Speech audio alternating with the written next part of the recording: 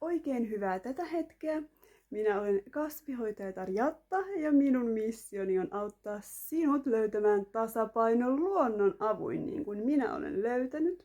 Ja tässä videossa kerron, miten näistä havuista tehdään jalkakylpy tai kylpyvesi ylipäänsä.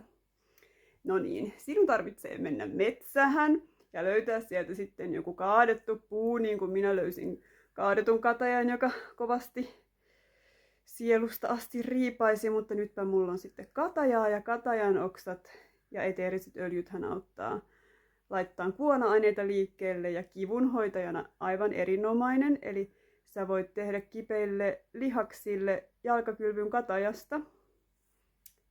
Sitten jos haluat hengitystäsi laajentaa ja huolista päästää irti, niin mänty olisi valintani sekä myöskin...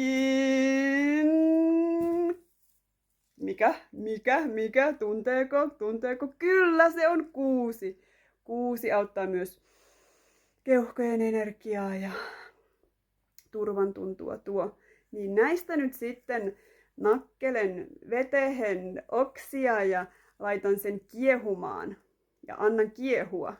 Eli havut kiehutetaan, ei vaan hauduteta.